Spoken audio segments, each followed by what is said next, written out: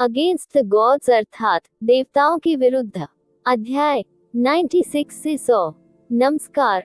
आप कहानी में खो जाएं उससे पहले चैनल को सब्सक्राइब करें और नोटिफिकेशन ऑन करें। धन्यवाद। देवताओं के विरुद्ध अध्याय 96 पलायन 1। आप ऑडियो बुक्स 108 देख रहे हैं। धोखेबाजों से सावधान रहें। अध्याय 96 पलायन 1। आप लौट आए हैं और आपके हाव भाव से ऐसा लगता है जैसे आपने पहले ही ड्रैगन कोर पर पकड़ बना ली है, युनचे ने कहा और अपने चेहरे पर शांत भाव के साथ उनके सामने खड़ा हो गया।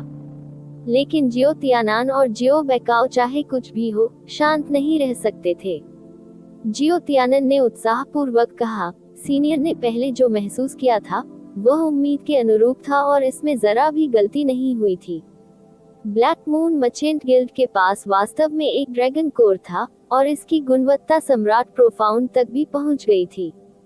जब मैंने उन्हें बताया कि मैं एक ड्रैगन कोर खरीदना चाहता हूं, तो उन्होंने ड्रैगन कोर के अस्तित्व से पूरी तरह इनकार कर दिया था। लेकिन जब मैंने बैंगनी सुनहरा कार्ड निकाला तो उनका रवैया पूरी तरह से बदल गया। उन्होंने न केवल ड्रैगन का कोर खुद निकाला, बल्कि हमें बेहद कम कीमत भी दी। हालांकि हमें इस ड्रैगन कोर के बारे में थोड़ी सी भी जानकारी प्रकट नहीं करनी थी। अभी जियो तियानान और जियो बेकाओ की इस सन की गॉड हैंड के प्रति प्रशंसा एक उफनती नदी की तरह थी। उन दोनों ने कभी सपने में भी नहीं सोचा था कि वे अपने पूरे जीवन में सम्राट प्रोफाउंड कोर को अपनी आंखों से देख पाएंगे और इससे भी अधिक, एक को अपने पास रखने में सक्षम होंगे। वापसी की यात्रा में दोनों उत्साहपूर्वक और सावधानी से यथासंभव तेज गति से वापस भागे। वे, जो न्यू मून सिटी में एक हाथ से आकाश को ढकने में सक्षम थे, वास्तव में उन्हें बेदम चिंता का एहसास भी था। उन्हें कितना पैसा मिला? यू चे से पूछा। 6 लाख बैंगनी गहरे सिक्के, जियो तियानान ने जल्दी से उत्तर दिया। वह अपने दिल में स्पष्ट रूप से समझ गया था कि अगर उसके पास ब्लू विंड एम्पायर के भीतर वह बैंगनी सुनहरा कार्ड नहीं है, तो 6 लाख बैंगनी गहरे सिक्कों की तो बात ही छोड़ दे, वह इसे कहीं भी नहीं खरीद पाएगा, भले ही उसके पास 6 मिलियन हो।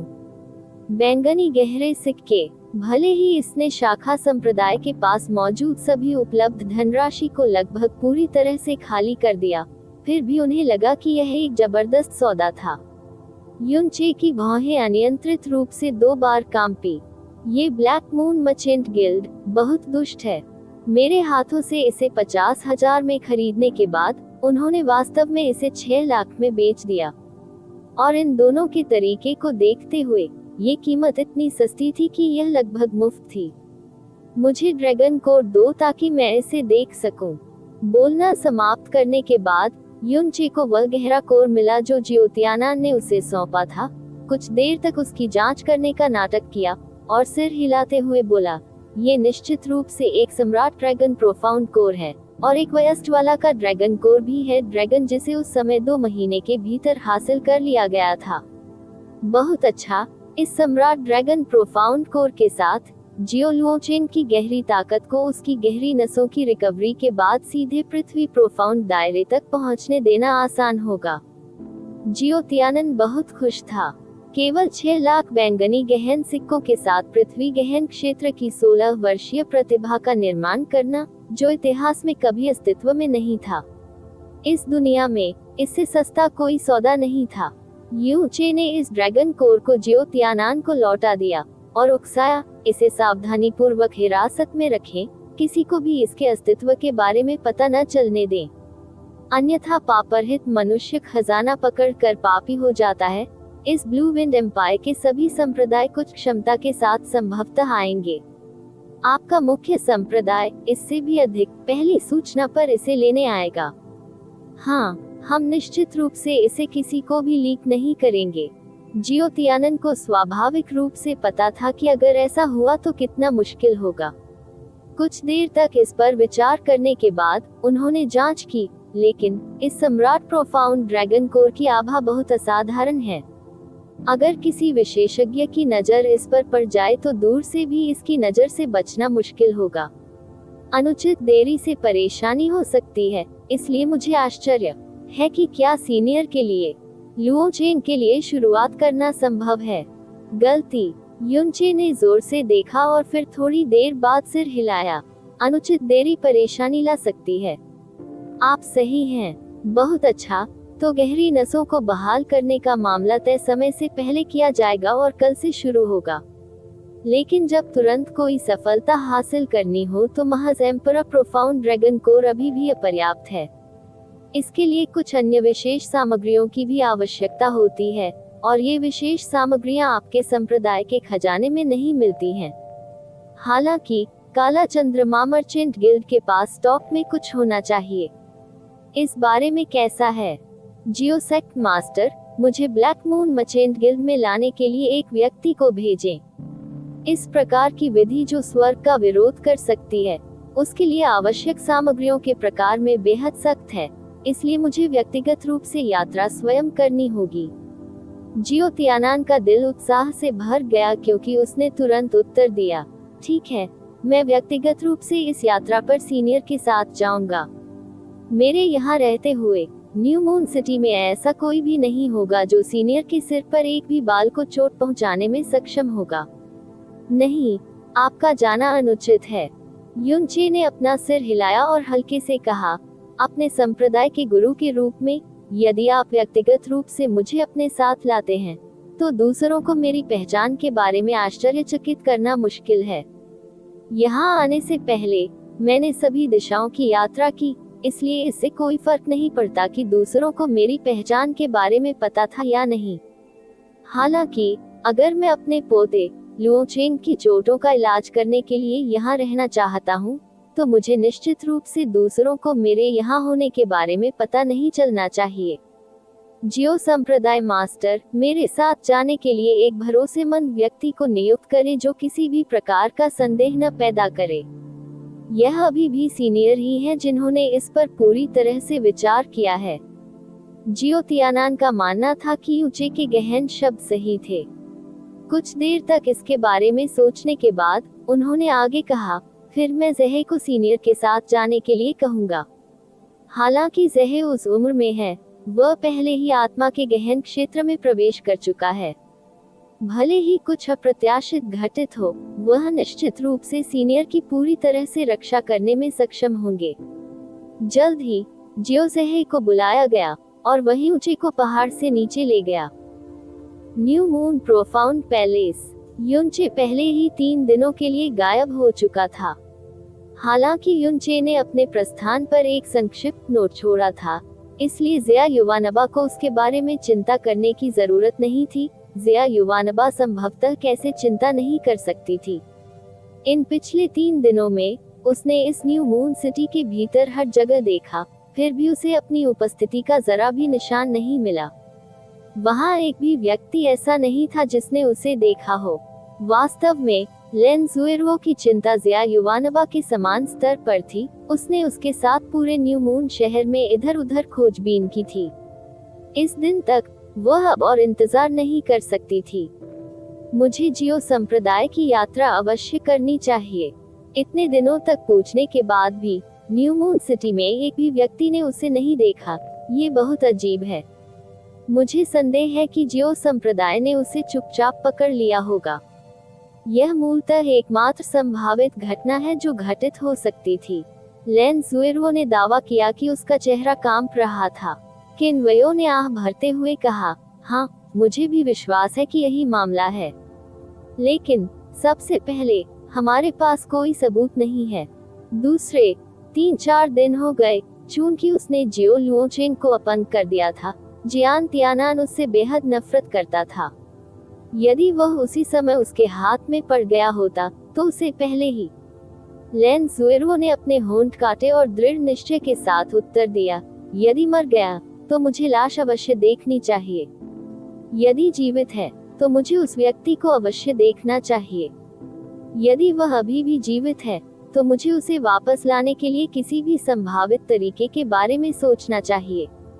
किनवयू ने कुछ देर तक शून्य में देखा और फिर पूछा, महामहिम, आप इस यूचे की इतनी परवाह करने के लिए इतनी दूर क्यों चले जाते हैं?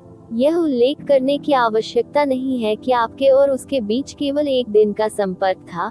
भले ही उसकी योग्यता औसत से ऊपर हो, ब्लू विंड प्रोफाउंड पैलेस के फेन ज्यूचेन और उसकी उम्र समान है, फिर भी वह लगभग 2 बड़े क्षेत्रों में उनसे आगे निकल गया है। फेन ज्यूचेन के अलावा ब्लू विंड प्रोफाउंड पैलेस में युनचे से आगे निकलने वालों की संख्या बहुत अधिक है। आप उससे इतना जुड़े हुए क्यों हैं? लैन ज़ुएरो ने अपनी आंखें थोड़ी बंद कर ली और चुपचाप उत्तर दिया, मैंने मूल रूप से फेन ज्यूचेन पर विचार किया था, लेकिन हालांकि वह बनिंग हेवन कबीले से अलग हो गया था, अंत में वह अभी भी बनिंग हेवन कबीले से पैदा हुआ एक व्यक्ति है, और है यहाँ तक कि कबीले मास्टर का जैविक पुत्र भी। भले ही वह मेरे शाही घराने का सदस्य बन जाए, फिर भी दूसरों द्वारा उसकी आलोचना की जाएगी। इसके अलावा आप भी उसके स्वभाव को स्पष्ट रूप से समझते हैं। वह भेड़िए के अहंकार और दम्भ के साथ संवादहीन और भावनाहीन है। यह उस अहंकार के कारण है जिसने उसे बनिंग हेवन कबीले से अलग कर दिया। वह संभवतः और स्वेच्छा से शाही परिवार के प्रति अपनी वफादारी और भक्ति की प्रतिज्ञा कैसे कर सकता है? इस दुनिया में ऐसा एक भी व्यक्ति मौजूद नहीं है जो वास्तव में उसे संभाल सके। जहाँ तक कि ऊंचे की बात है, पैलेस चीफकिन, क्या आपने कभी किसी ऐसे व्यक्ति के बारे में सुना है जिसने ऐसा किया हो, एक ऐसे प्रतिद्वंद्वी को पंगु बना दिया जिसका स्तर उनसे लगभग एक बड़ा क्षेत्र है? मैंने बचपन से ही अपने मोनार्क हॉट सीक्रेट आर्ट्स को विकसित किया है और दिल के माध्यम से देखने में उत्कृष्टता हासिल की है, यहाँ तक कि फेन ज्यूचेन भी मेरी नजर से बच नहीं सका। फिर भी युनचे का सामना करते समय मैं वास्तव में उसे थोड़ा सा भी देखने में असमर्थ था। मेरा मानना है कि जब पैलेस चीफकिन उसका सामना करेंगे तो आप भी निश्चित रूप से ऐसा ही महसूस करेंगे। मैं अपने पूरे जीवन में ऐसे व्यक्ति से कम ही मिलता हूँ। इसके बारे में सबसे भयावह बात यह है कि वह केवल 16 वर्ष का है। किनवयू ने उत्तर दिया, महामहिम ने जो कहा है वह सही है। उसकी चतुराई गहरी और अथाह है। उसकी नजर से मैं केवल वही देख सकता हूँ जो वह मुझे दिखाना चाहता है। जो कुछ वह नहीं चाहता कि मैं देखूं, मैं उसे रत्ती भर भी नहीं देख सका। बात बस इतनी सी है कि इस तरह के व्यक्ति को फेन ज्यूचेन की तुलना में प्रबंधित करना कई गुना अधिक कठिन होगा। नहीं, यह अलग है। लैन ज़ुएरो ने अपना सिर हिलाया, मुझे एक प्रबंधनीय व्यक्ति की आवश्यकता नहीं है। मैं बस यही चाहता हूँ कि समय आने पर वह शाही परिवार का प्रतिनिधित्व करके मेरी मदद करे, और इससे ज्यादा कुछ नहीं। भोज के उस दिन जब ज़िया युवानबा घायल हो गया था, उस दृश्य पर उसने जो हिंसक क्रोध व्यक्त किया था और जिसने ज़िया युवानबा को चोट पहुंचाई थी, उसे बिना किसी हिचकिचाहट के सभी की आंखों के नीचे भारी भरकम चोट पहुंचाना इस बात का प्रमाण है कि यह कितना महत्वपूर्ण है। वह मित्रता का आदर करता है। जब तक हम उसके प्रति ईमानदार हैं, बदले में वह भी ईमानदार रहेगा। इसके अलावा वह वर्तमान में डिक्वीट की तरह अनासक्त है और उसके पास जाने के लिए कोई जगह नहीं है। जब वह मेरे पीछे ब्लू विंड प्रोफाउंड पैलेस तक आएगा तो सब कुछ फिर से सही हो जाएगा। और अभी सबसे अच्छा अवसर है, यदि वह वास्तव में जियो संप्रदाय के हाथों में है और अभी भी जीवित है, तो उसे बचाने से यह सुनिश्चित हो जाएगा कि वह इस उपकार को अपने दिल में याद रखेगा। उस समय ये निश्चित रूप से असंभव था कि वह मना कर देगा। भले ही उसने शुरू से अंत तक लैन ज़ुएरो के विभिन्न औचित्य को बार बार सुना था, किनवयू ये समझने में पूरी तरह से असमर्थ थी कि युनचे के प्रति उसकी देखभाल और विश्वास कहाँ से आया था। आखिरकार, भले ही युनचे का प्रदर्शन बेहद आश्चर्यजनक था, उसका शुरुआती बिंदु बहुत कम था। नेसेंट प्रोफाउंड दायरे के पहले स्तर पर एक 16 वर्षीय व्यक्ति को न्यू मून सिटी में औसत से ऊपर माना जा सकता है, लेकिन उस क्षेत्र में उल्लेख करने लायक भी नहीं था। इसके अलावा उस समय से अब तक की दूरी पहले से ही बेहद करीब थी। इतने कम समय में वह वांछित ऊंचाई कैसे हासिल कर सका? शायद उसके मोनार्क हॉट सीक्रेट आर्ट्स को कुछ एहसास हुआ था। चूंकि यह महामहिम का निर्णय है, मैं स्वाभाविक रूप से इसका विरोध नहीं करूंगा। यदि महामहिम ऐसा करने पर अड़े रहे तो मैं भी महामहिम के साथ शाखा पंथ में चला जाऊंगा। किनवयो ने कुछ अनिच्छा से कहा, क्योंकि वह जानता था कि अगर युनचे जियो संप्रदाय के हाथों में पड़ गया तो सब कुछ निश्चित रूप से विनाश की ओर इशारा करेगा। कोई जरूरत नहीं है। ये सबसे अच्छा होगा अगर इस मामले में न्यू मून प्रोफाउंड पैलेस किसी भी तरह से शामिल न हो। मैं खुद ही चला जाऊं तो ठीक रहेगा। जब आवश्यक होगा मैं सार्वजनिक रूप से अपनी पहचान उजागर करूंगा। किन्वयू थोड़ी देर के लिए झिझके और फिर अपना सिर हिलाया। यूचे और जियोजेहे पहले ही आधे घंटे तक चल चुके थे और यह कहा जा सकता है कि वे पहले ही संप्रदाय छोड़ चुके थे। जियो तियानान ने चमकदार लाल सम्राट प्रोफाउंड ड्रैगन कोर को लगातार अपने हाथ में पकड़ रखा था और एक सेकंड के लिए भी उसे छोड़ने की हिम्मत नहीं की। इस समय उसने अचानक कुछ सोचा और फिर अपने माथे पर थप्पड़ मारते हुए कहा, बाइकाई, जल्दी से राजकोष में जाओ और उस त्रोई माउंटेन कोर जेड मामले को बाहर लाओ जो अभी पूरी तरह से यहाँ था। जियो बेकाई ने आज्ञा का पालन किया और चला गया। कुछ ही समय बाद वह इतने पागलपन से वापस भागा कि वह लगभग लड़खड़ा गया था। उसका रंग घबराकर पीला पड़ गया था क्योंकि उसने अभी अभी दिन के उजाले में शैतान को देखा था। अचानक वह जियो तियानान के सामने गिर गया और कांपती आवाज में बोला, एस संप्रदाय मास्टर, ट्रे, खजाना, खाली खाली खाली, क्या खाली है? जियो तियानान का दिल जोर से धड़क गया और उसने थोड़े समय तक पूरी तरह से प्रतिक्रिया नहीं दी। जियाओ बेकाओ ने कठिनाई से उत्तर देते हुए लार का एक कौर मुंह में भर लिया, सब कुछ चला गया है। खजाने के अंदर सब कुछ चला गया है, सब कुछ चला गया है। क्या क्या? जियो तियानान डर के मारे पीला पड़ गया। बेतहाशा राजकोष की दिशा की ओर बढ़ने से पहले वह मूर्खतापूर्वक कुछ देर तक देखता रहा। के विरुद्ध देवता अध्याय 97 पलायन 2। आप ऑडियो बुक्स 108 देख रहे हैं। धोखेबाजों से सावधान रहें। अध्याय 97 पलायन 2। खड़खड़ाहट के बीच खजाने का आखिरी दरवाजा खुला। राजकोष के प्रवेश द्वार के सामने खड़े होकर जियो तियानान का सिर बूम हो गया और लगभग फट गया। उसकी आंखों के सामने जो दिखाई दिया वह खालीपन का दृश्य था। 10,000 वर्ग मीटर से भी बड़ा खजाना इतना खाली था कि हर कोना साफ नजर आ रहा था। सभी जड़ी बूटियां, बहुमूल्य कलाकृतियां, बहुमूल्य रत्न, बहुमूल्य जटाएं, यहाँ तक कि संप्रदाय की गहन कलाएं और गहन कौशल, उनका हजारों वर्षों का संचय बिना किसी निशान के साफ साफ गायब हो गया। वह इतना साफ था मानो कोई बवंडर साफ साफ बहकर आया हो। बाल का एक कतरा भी नजर नहीं आ रहा था। जियो तियानान का शरीर अचानक हिंसक रूप से हिल गया। इस तथ्य के लिए धन्यवाद कि वह एक संप्रदाय का मुखिया था। उसका दिल दूसरों की तुलना में अधिक कठोर था, इसलिए वह मौके पर लगभग पागल नहीं हुआ। ये किस बारे में है? ये किस बारे में है? वास्तव में क्या हुआ है? यहाँ चीजों का क्या हुआ? जहाँ वे गए थे, जहाँ वे गए थे। जियो तियानान ने जियो बेकाओ को पकड़ लिया और एक उग्र नर शेर की तरह दहाड़ने लगा।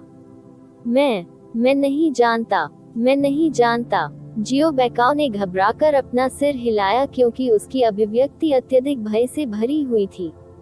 जब वह अभी कुछ देर पहले यहाँ आया था तो खजाना खुलते ही वह सदमे से जमीन पर गिर पड़ा था। अब तक भी उसका शरीर जोर जोर से कांप रहा था। सदमे के कारण, भ्रम के कारण उसका दिमाग भी खराब हो गया था। इस खजाने के अंदर की वस्तुएं पूरे शाखा संप्रदाय की विरासत थी। इस पूरे संप्रदाय की जीवन रेखा थी। उद्धरण चिन्ह ...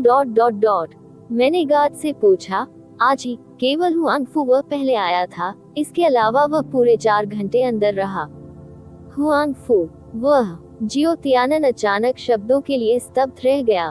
फिर उसने हल्के भाव से अपना सिर हिलाया। असंभव, यह उसे नहीं होना चाहिए। वह सन की भगवान का हाथ है। ये वह कैसे हो सकता है? इन कुछ दिनों में युनचे के एक्सेंट्रिक गॉड हैंड के महान नाम और उनकी उत्कृष्ट चिकित्सा विशेषज्ञता ने उन्हें ईमानदारी से आश्वस्त कर दिया था, यहाँ तक कि उन्हें भगवान के रूप में पूजा करने की हद तक भी। उनका अभिनय कौशल बहुत ही उत्कृष्ट था, यहाँ तक कि जब जियो तियानान को इस तरह की स्थिति का सामना करना पड़ा, तब भी अवचेतन रूप से उन्हें अभी भी उस पर संदेह नहीं हुआ। ऐसा इसलिए था क्योंकि जो व्यक्ति दुनिया का नंबर 1 प्रतिभाशाली डॉक्टर है, वह इतना अधिक क्यों सोचेगा उनके छोटे और छोटे संप्रदाय में चीजें। उसके पास ऐसा कुछ करने का कोई कारण ही नहीं था। इसके अलावा उसकी गहन शक्ति केवल नेसेंट प्रोफाउंड दायरे पर थी और उसके पास कोई स्थानिक वलय नहीं था। भले ही यह उच्चतम श्रेणी की बैंगनी स्थानिक वलय थी, ये कुछ 100 वर्ग मीटर से अधिक जगह नहीं होगी। वह पूरे राजकोष से सब कुछ कैसे निकाल सकता था? संप्रदाय मास्टर, वहाँ कुछ लिखित शब्द प्रतीत होते हैं। जियो बेकाओ ने सामने की दीवार की ओर इशारा करते हुए अपनी आंखें चौड़ी कर ली। जियो तियानन ने अपनी नजर घुमाई। शब्दों की 3 पंक्तियां उसकी आंखों के सामने स्पष्ट रूप से दिखाई दी। जियो तियानन, आप बूढ़े बूढ़े, मैं आपके और मेरे पुत्रवधू पोते जियो लुओचेंग द्वारा मुझे दिए गए उपहार स्वीकार करूंगा। चूंकि तुमने मुझे उकसाने का निर्णय कर लिया है, अतः अंततः तुम्हें इसकी कीमत चुकानी पड़ेगी। हालांकि ये देखते हुए कि आपने इन 2 दिनों में मेरा कितना सहजता से इंतजार किया था, मैं आपको 2 रहस्य बताऊंगा। पहला, मुझे डर है कि मेरा गरीब पोता जियो लुओचेंग इस बार वास्तव में अपंग हो जाएगा। भले ही वह असली हुआनफू ही क्यों न हो, आने पर वह उसे बचाने के बारे में भूल सकता है।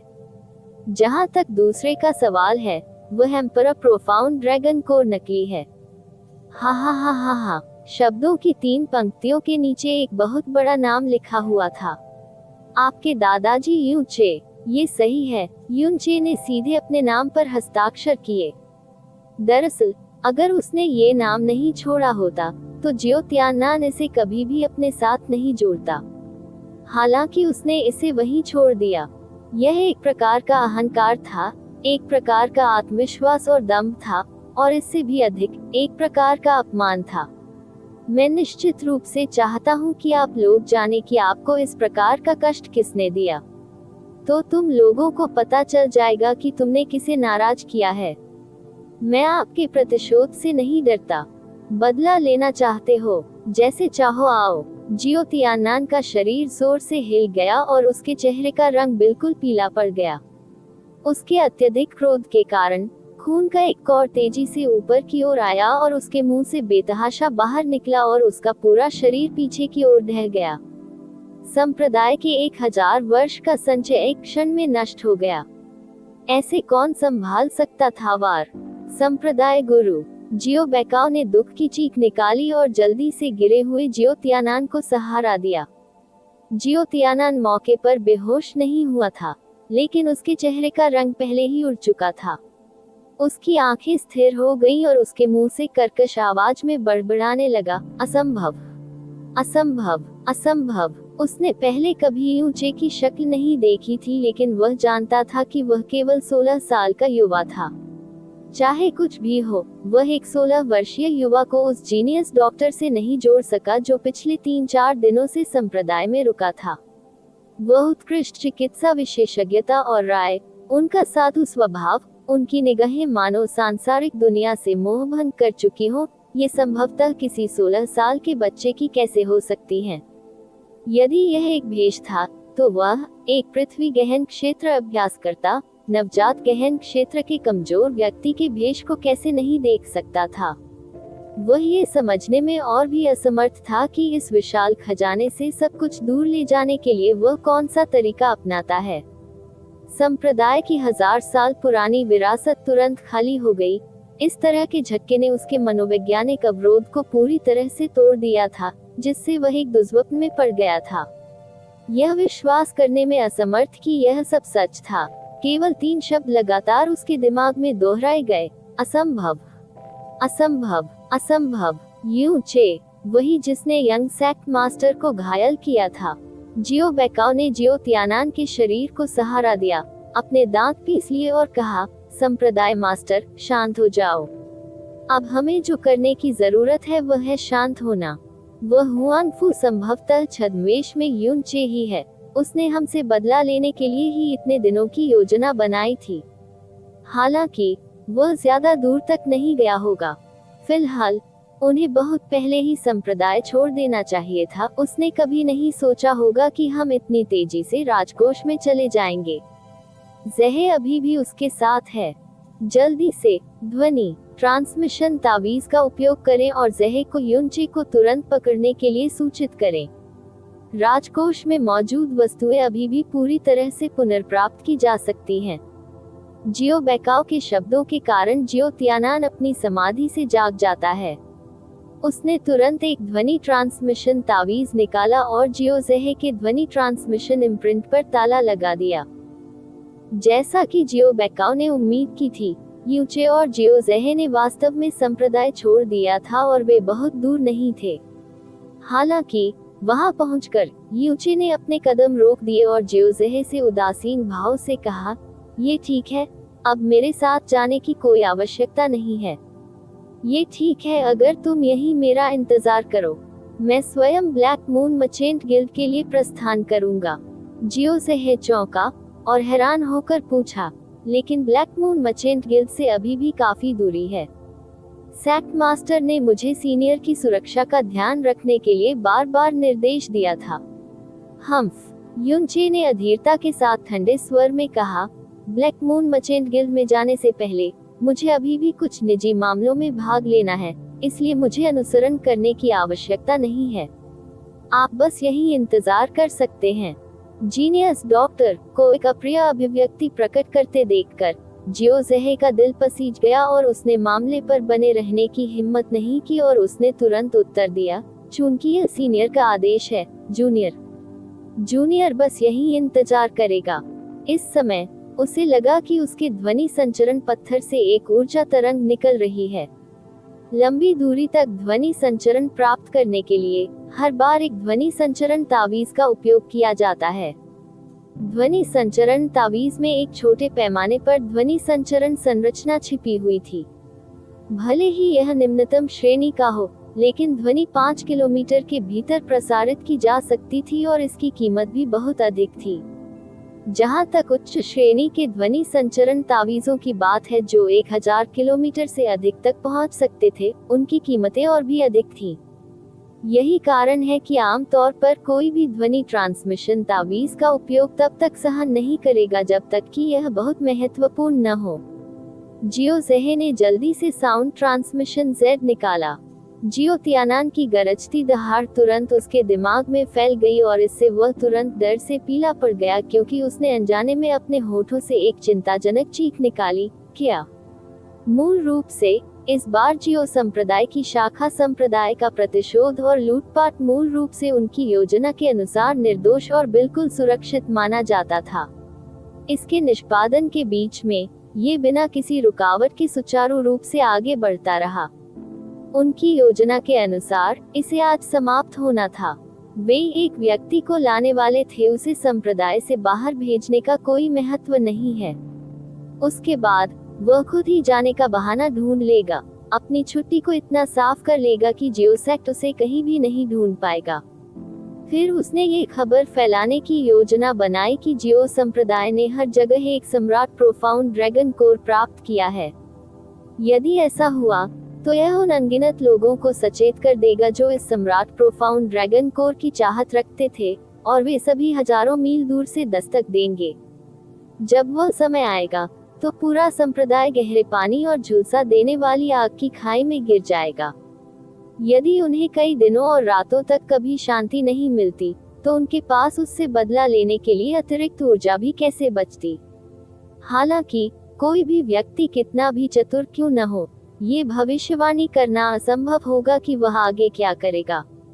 उदाहरण के लिए, यूचे ने भी कभी नहीं सोचा था कि उसके जाने के बाद इतने कम समय में जियो तियानान वास्तव में जियो बेकाओ को एक महत्वहीन मामले के कारण राजकोष में भेज देगा जो अचानक उसके दिमाग में आया था। ठीक उसी समय जब जियो जहे ने ध्वनि ट्रांसमिशन तावीज निकाला, यूचे ने अपनी भौहें सिकोड़ ली और उसे स्पष्ट रूप से महसूस हुआ कि कुछ गड़बड़ है। जब उसने जियो जहे की अभिव्यक्ति को बदलते देखा, तो उसे पता चला कि उसने राजकोष में जो किया था वह पहले से ही उसकी अपेक्षा से कहीं अधिक तेजी से उजागर हो गया था। उसकी भौहें झुक गईं और उसने तुरंत अपने दिल में शाप दिया, बकवास, ये तर्कसंगत नहीं है, यह इतनी जल्दी कैसे हो सकता है? सिद्धांत रूप में मुझे कल ही पता चल जाना चाहिए था। युनचे तुरंत दौड़ने के लिए नहीं आया। इसके बजाय जब वह लगातार आगे बढ़ता रहा तो उसके चेहरे के भाव नहीं बदले। उन्होंने प्रार्थना की कि यह केवल वह इसके बारे में बहुत अधिक सोच रहे थे और जियोजेहे की प्रतिक्रिया केवल किसी अन्य मुद्दे के कारण थी। दुर्भाग्य से ऐसा नहीं था। उसे अचानक महसूस हुआ कि उसके पीछे से हड्डियों को कंपा देने वाली जानलेवा आभा की लहर आ रही है।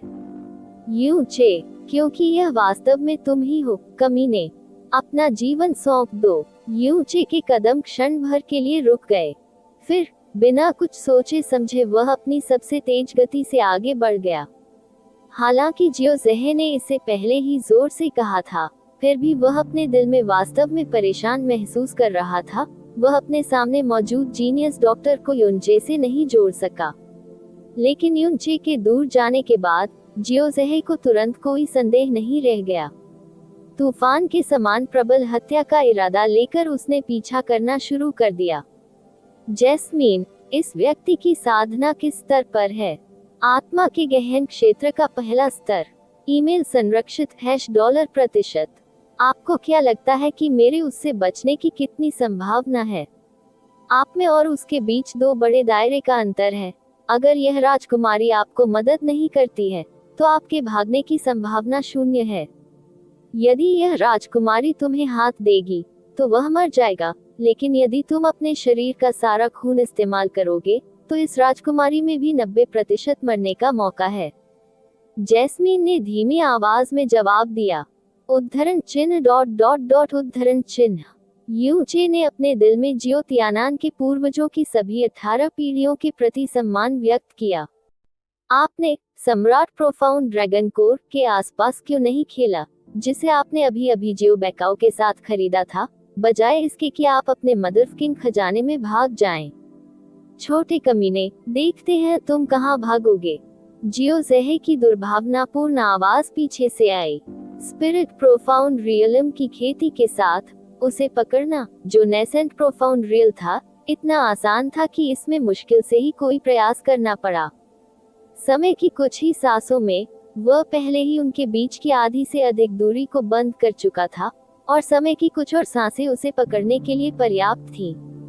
लेकिन इस समय यूचे पूरी तरह से शांत हो गया था।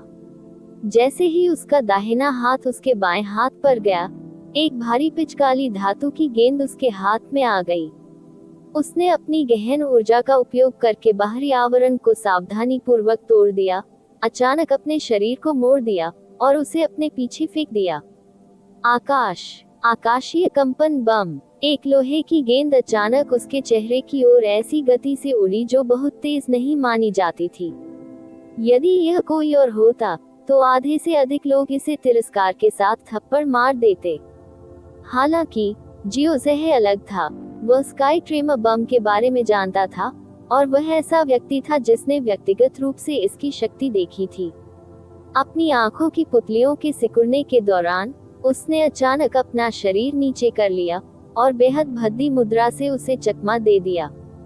फिर उसने अपने दोनों हाथों से अपना सिर ढक लिया और झट से जमीन पर गिर पड़ा। बूम! स्काई ट्रेमर बम जमीन पर गिरा और तेजी के साथ फट गया। आसमान को कंपाने वाले उफान के साथ ही आसमान में रेत का तूफान उठा हुआ था, और रेत के तूफान के नीचे एक 13 से 16 मीटर का विशाल छेद था जो घने काले धुएं से भरा हुआ था। युनचे ने अपना सिर घुमाया और आश्चर्यजनक शक्ति से इतना भयभीत हो गया कि उसने बिना किसी हिचकिचाहट के दूसरे स्काई ट्रेमर बम को अपने हाथ में लेने से पहले थोड़ा छलांग लगाई। देवताओं के विरुद्ध अध्याय 98 पलायन 3। आप ऑडियो बुक्स 108 देख रहे हैं। धोखेबाजों से सावधान रहें। अध्याय 98 पलायन 3। तुम छोटे से दोगले, आपने वास्तव में हमारे संप्रदाय के खजाने को चुराने का साहस किया। जियोजेहे अपने पैरों पर बड़ी मुश्किल से खड़ा हुआ, और उसने क्रोध और गुस्से की आवाजें निकाली। फिर से वही ऊंचे की ओर दौड़ा और पलक झपकते ही उनके बीच की दूरी को बंद कर दिया। युनचे ने अपना सिर घुमाया और अपने हाथों से थोड़ा बल लगाकर दूसरा स्काई ट्रेमर बम फेंका। लेकिन इस बार जियोजेहे के चेहरे पर फिर से टकराने के बजाय वह उसके सामने फर्श पर गिरा। निश्चित रूप से स्काई ट्रेमर बम को देखकर जो उसके सामने गिरा था। जियो जहे बेहोश हो गया और तुरंत वहीं रुक गया जहां वह था, एक झटके में पीछे की ओर गिर गया। बूम! पीछे से लावा के गर्म धुएं का गुबार निकला। इसके प्रभाव से युनचे लड़खड़ा गया और लगभग गिर गया। दोनों के बीच की दूरी अस्थायी रूप से फिर से बढ़ गई, लेकिन उसे जो लाभ मिला वह केवल क्षण भंगुर था। आखिरकार एक स्काई ट्रेमर बम ही उसे इतना समय दिला सकता था। तीसरा स्काई ट्रेमर बम उसके हाथ में पकड़ा हुआ था। उसे कम से कम समय में शहर के केंद्र तक पहुंचने की जरूरत थी। उसके भागने की एकमात्र संभावना शहर में प्रवेश करना था। कमीने, कुल मिलाकर केवल 6 स्काई ट्रेमर बम हैं। आइए देखें कि क्या आप उन सभी बमों का उपयोग समाप्त करने के क्षण से बच पाएंगे या नहीं। जियो जहे अभी भी जोश में था, लेकिन पहले से ही नफरत और हताशा में अपने दांत पीसने पर मजबूर हो गया था। ये स्काई ट्रेमर बम जियो संप्रदाय की मुख्य शाखा द्वारा बनाए गए एक अग्नि प्रकार के हथियार थे और बेहद शक्तिशाली थे। भले ही यह एक स्पिरिट प्रोफाउंड रियलम उपयोग करता था जिसे इसका सामना करना था, इसका मतलब केवल निश्चित मृत्यु या गंभीर चोटें होंगी। स्काई ट्रेमर बम अस्तित्व के लिए एक हथियार थे जिसके लिए शाखा संप्रदाय के बुजुर्ग ने अपना पूरा जीवन समर्पित कर दिया था। फिर भी वे युनचे के हाथों में आ गए थे और वह लापरवाही से इसे इस तरह से अपने लिए इस्तेमाल कर रहा था। ये सौभाग्य की बात थी कि प्रतिद्वंद्वी की गहन शक्ति कम थी। उसने जो स्काई ट्रेमर बम फेंके थे, उन सभी से आसानी से बचा जा सकता था, नहीं तो आज वह यहीं खत्म हो गया होता। जियो जहे ने अभी अभी जो चिल्लाया था, वह युनचे के डर को सटीक रूप से व्यक्त कर रहा था। वास्तव में केवल 6 स्काई ट्रेमर बम थे और कुल मिलाकर ये 6 गोले उसे 2 मिनट से अधिक का समय नहीं दे सकते थे। यह उसे शहर में भाग जाने की अनुमति देने के लिए मुश्किल से ही पर्याप्त था। उसे दूसरे उपाय सोचने पड़े। जैसे ही युनचे ने स्काई ट्रेमर बम को पकड़ा, उसका दिल तेजी से धड़कने लगा और हर गुजरते सेकंड के साथ उसकी भौहें सिकुड़ती गईं। युनचे का पहले भी कई बार पीछा किया जा चुका है और यहाँ तक कि इससे 100 गुना अधिक खतरनाक स्थितियां भी इतनी अधिक थीं कि उनकी गिनती नहीं की जा सकती थी। लेकिन उन स्थितियों में से वह ज्यादातर स्काई पॉइजन पल की जहरीली ऊर्जा की मदद से बच निकला था। हालांकि आज तक स्काई पॉइजन पल पहले ही अपनी विषाक्तता खो चुका था। उन्होंने अपने स्टार कंसीलिंग ग्रास का उपयोग भी पूरा कर लिया था और जोरदार संघर्ष का तो सवाल ही नहीं उठता था। इसलिए एकमात्र चीज जिस पर वह भरोसा कर सकता था वह थी। युनचे ने हल्की सांस ली और जियो संप्रदाय के औषधीय जड़ी बूटियों के खजाने को तेजी से खंगालना शुरू कर दिया और उन जड़ी बूटियों की तलाश शुरू कर दी जिन्हें मिलाकर तुरंत एक बेहद जहरीला प्रभाव प्राप्त किया जा सकता था। इस समय एक लड़की का सुंदर छायाचित्र उसकी दृष्टि रेखा में प्रवेश कर गया। युवा महिला के कपड़े बर्फ से सफेद थे और भले ही दूर से देखने पर यह बड़प्पन और लालित्य की स्पष्ट छाप छोड़ रहा था। हालांकि उनके बीच की दूरी बहुत अधिक थी और युनचे उसका चेहरा देखने में असमर्थ था। युनचे के दिल में एक नाम प्रकट होने से पहले बमुश्किल एक धड़कन गुजरी थी, क्योंकि इस न्यू मून सिटी में केवल एक लड़की ने उसे यह आभास दिया था। ये लेन ज़ुएरो है। वह यहाँ क्यों होगी? ये स्पष्ट रूप से एक ऐसी जगह थी जिसे केवल वे लोग ही पार कर सकते थे जो जियो संप्रदाय की ओर जा रहे थे। तब तक युनचे के पास आगे सोचने का समय नहीं था। उसने तुरंत भेष बदला और अपने पीछे एक और स्काई ट्रेमर बम फेंका। एक तेज धमाके के साथ जियो जहे ने कई दर्जन कदमों से विस्फोट के परिणाम को टाल दिया, ठीक समय पर दूर। युनचे उस युवा महिला के पास दौड़ा और चिल्लाया, वरिष्ठ बहन ज़ुएरो। लेन ज़ुएरो के यहाँ आने का कारण जियो संप्रदाय से यह जांचना था कि क्या युनचे वहाँ था। एक बहरा कर देने वाले विस्फोट के कारण उसकी चाल रुक गई और उसने अपना सिर उठा लिया। एक सरसरी निगाह से उसने देखा कि एक बेतहाशा दौड़ता हुआ युनचे उसकी ओर आ रहा है। युनचे, लेन ज़ुएरो बड़बड़ाए और उसकी आंखें सुखद आश्चर्य से चमक उठी। किसी भी स्थिति में वह अभी भी जीवित था। ये वह निष्कर्ष था जिस पर वह आज जियो संप्रदाय की अपनी यात्रा में पहुंचने की उम्मीद कर रही थी। लेकिन तुरंत बाद उसने जियो जहे को उसके पीछे पीछा करते हुए देखा। तुच्छ कमीना, आइए देखें कि आप कहाँ दौड़ सकते हैं। देखिए, मैं आपकी दोनों टांगे तो नहीं तोड़ दूंगा और आपके सभी अंगों को विकलांग तो नहीं कर दूंगा। भले ही जियो जहे को स्काई ट्रेमा बमों से कोई नुकसान नहीं हुआ था, लेकिन उनमें से 3 को लगातार चकमा देने के कारण वह खराब दिखने लगा था।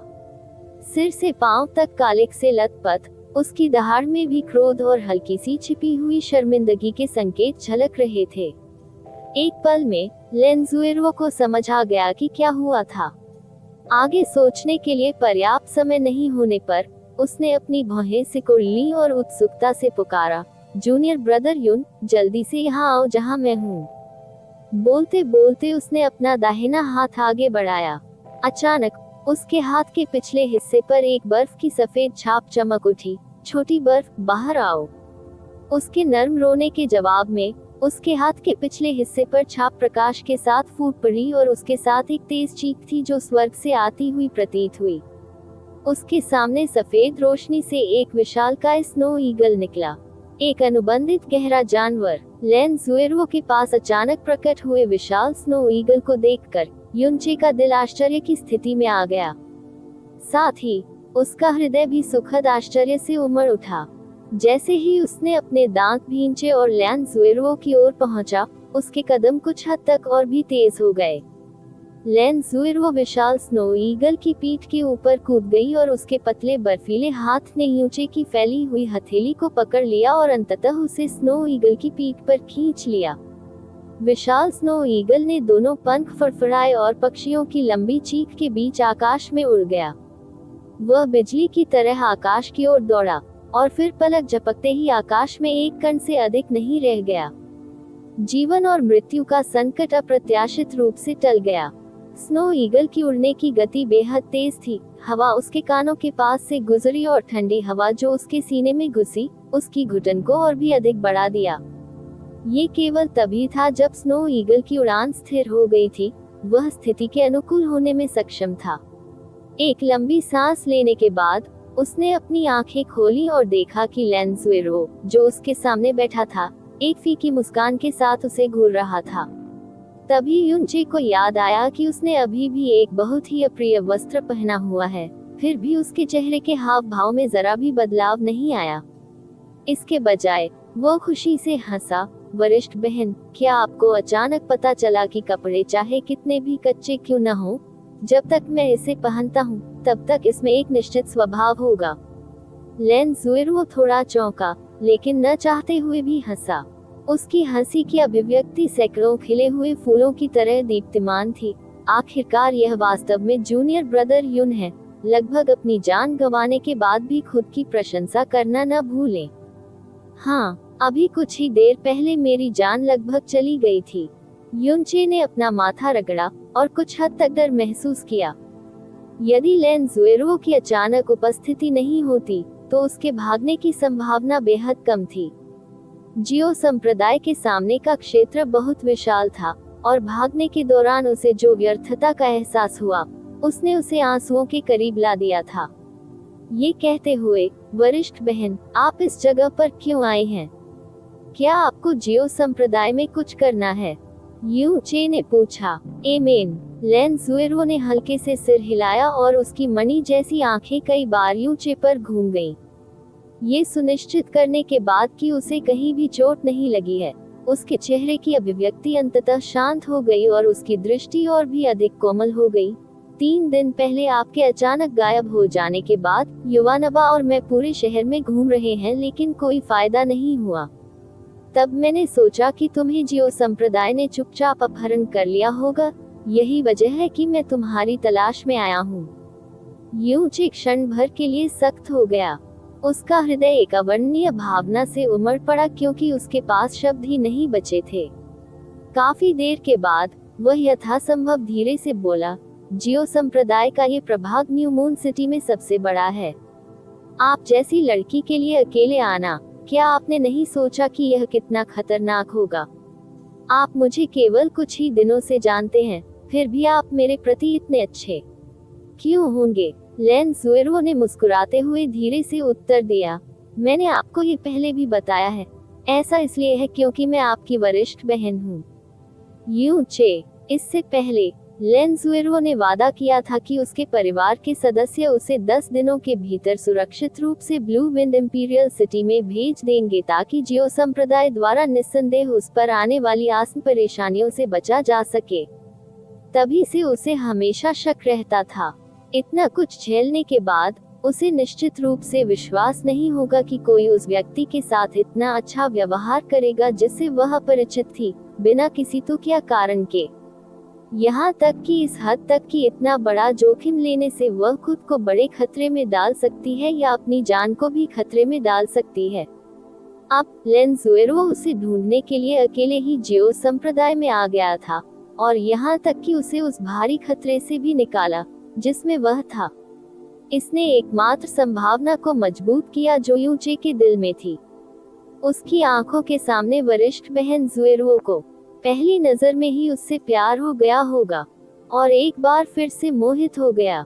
इस कारण के अलावा वह किसी अन्य कारण के बारे में सोचने में पूरी तरह से असमर्थ था कि एक लड़की एक गरीब, शक्तिहीन, अकुशल लड़के की इतनी मदद क्यों करेगी जिससे वह बिना किसी पारिवारिक पृष्ठभूमि के मिली थी। जूनियर ब्रदर यून, क्या पिछले कुछ दिनों में जियो संप्रदाय ने सचमुच आपका अपहरण कर लिया है? तुम कैसे बच गए? यूनचे के कपड़ों पर एक नजर डालने के बाद लेनजुएरो अपनी खूबसूरत आंखों से मुस्कुराए, ऐसा नहीं हो सकता। तुम एक नौकर के रूप में प्रच्छन्न थे और उन्हें धोखा देने के बाद भाग गए। यह काफी करीब, लेकिन एक बात तो यह है कि जियो संप्रदाय द्वारा मेरा अपहरण नहीं किया गया था। मैं अपनी मर्जी से आया हूँ। यूनचे धीरे से हंसे, लेकिन आगे कोई स्पष्टीकरण नहीं दिया। इसके बजाय उन्होंने बातचीत को घुमा दिया और पूछा, वरिष्ठ, आपके पास वास्तव में एक अनुबंधित प्रोफाउंड बीस्ट है और ऐसा लग रहा था कि यह अत्यंत उच्च स्तर में से एक है। ये देखते हुए कि यूचे स्पष्ट रूप से यह उल्लेख नहीं करना चाहते थे कि जियो संप्रदाय में पिछले कुछ दिनों के दौरान क्या हुआ था, लेनजुएरो ने मामले को छोड़ दिया और बातचीत के प्रवाह का अनुसरण किया। इसका नाम लिटिल स्नो है और यह एक सच्चा गहरा विशालकाय स्नो ईगल है। मेरे स्वामी और मैंने स्वयं इसका पालन पोषण किया और परिपक्वता तक पहुंचने पर यह मेरा अनुबंधित गहरा जानवर बन गया। हालांकि लिटिल स्नो बहुत बड़ा और भारी दिखाई दे सकता है, लेकिन इसका हवाई कौशल काफी दुर्जेय है और यह बहुत तेजी से उड़ सकता है। और ठीक है, जूनियर भाई यून, आप आगे कहाँ जा रहे हैं? यूनचे चुप हो गया और फिर धीरे से उत्तर दिया, मैंने जियो संप्रदाय को एक बहुत बड़ा उपहार दिया है। फिलहाल उन्हें मुझे ढूंढने के लिए पूरे शहर में घूमना होगा, इसलिए मैं निश्चित रूप से न्यू मून प्रोफाउंड पैलेस या न्यू मून सिटी के किसी भी स्थान पर नहीं लौट सकता। मुझे भी पता नहीं है कि आगे कहाँ जाना है। न्यू मून सिटी के अलावा कहीं और भी ठीक है। ठीक इसी समय यूचे को अचानक अपने कान के पास हवा में एक असामान्यता महसूस हुई। अपने असामान्य रूप से तीव्र अंतर्ज्ञान के कारण वह अवचेतन रूप से पलट गया। बस एक नजर में उसने कुछ ही किलोमीटर दूर से एक काले धब्बे को तेजी से उनके करीब आते देखा। वह क्या है? उसके एहसास और उसके विस्फोट के बीच कुछ ही क्षण बीते थे, लेकिन इस छोटी सी अवधि के भीतर उसकी दृष्टि की रेखा में काला धब्बा पहले से ही एक अस्पष्ट काले छायाचित्र में बदल चुका था। ये स्पष्ट था कि यह कितनी भयावह तेजी थी। लेनजुएरो तुरंत पलटी, उसकी आंखें लक्ष्य पर टिक गईं और उसने बाद में अलार्म से चिल्लाकर कहा, ये भयंकर तूफान हॉक है, सबसे ऊंचे स्तर का गहरा जानवर जिसे जियो संप्रदाय ने पाला था। क्या टिल्डती? यूनचे ने तुरंत भौहें सिकोड़ ली। वे आपका पीछा करने के लिए अपने भयंकर तूफान हॉक को भी क्यों जुटा रहे हैं? और यह वास्तव में बहुत तेज है। लेनजुएरो के बर्फीले रंग में घबराहट की झलक दिख रही थी, क्योंकि वह पूरी तरह से जानती थी कि भयंकर तूफान हॉक की गति किसी भी तरह से उसके विशाल स्नो ईगल से कम नहीं थी। वास्तव में इसकी सहन शक्ति उसके गहन जानवर से कहीं अधिक है। हालांकि अगर उसे पता होता कि यूनचे ने जियो संप्रदाय में क्या किया है, तो उसने यह नहीं पूछा होता। तेज छोटी बर्फ उसके बुलाने पर उसके नीचे विशाल स्नो ईगल ने अपने पंखों को एक शक्तिशाली फड़फड़ाया और अचानक तेज हो गया क्योंकि उसकी लंबी सफेद प्रोफाइल उत्तर की ओर बह गई। लेकिन इसके पीछे का गहरा छायाचित्र इसके धीमा होने का कोई संकेत नहीं दिखाता है। बारीकी से पीछा किया। देवताओं के विरुद्ध अध्याय 99 जीवन और मृत्यु का खेल। आप ऑडियो बुक्स 108 देख रहे हैं। धोखेबाजों से सावधान रहें। अध्याय 99 जीवन और मृत्यु का खेल। एक विशाल सफेद चील और एक विशाल काला बाज आकाश में क्रमशः सफेद और काली बिजली की लकीरों की तरह उड़ रहे थे। इसने अनगिनत पैदल यात्रियों को रुकने और एक के बाद एक देखने के लिए मजबूर कर दिया क्योंकि वे यह अनुमान लगाने की कोशिश कर रहे थे कि वास्तव में वे उच्च स्तरीय गहन जानवर कौन थे। लेकिन ठीक इसके बाद बाज और चील तेजी से आगे और ऊंची उड़ान भरने लगे और बहुत तेजी से बादलों के ऊपर पूरी तरह से गायब हो गए। छोटी बर्फ, थोड़ा ऊंचा। विशाल का स्नो ईगल का पूरा शरीर बर्फ की तरह सफेद था। लेंजुएरो को उम्मीद थी कि बादलों के ऊपर उड़ान भरने के बाद वे बादलों की मदद से अपनी छाया छिपा सकते हैं। लेकिन युनचे ने बहुत स्पष्ट रूप से समझा कि यह काम कर सकता था यदि यह कोई अन्य प्रकार का उड़ने वाला गहरा जानवर होता जो उनके पीछे पीछा करता। हालांकि उसके पीछे जो था वह एक बाज निकला। बाज आकाश के सच्चे शासक थे और ऐसा कुछ भी नहीं था जो बाज की नजर से बच सके। विशाल स्नो ईगल ऊंची और ऊंची उड़ान भर रहा था और बादलों की अनगिनत परतों से होकर गुजरा था। हालांकि भयंकर तूफान हॉक अभी भी लगातार पीछा कर रहा था।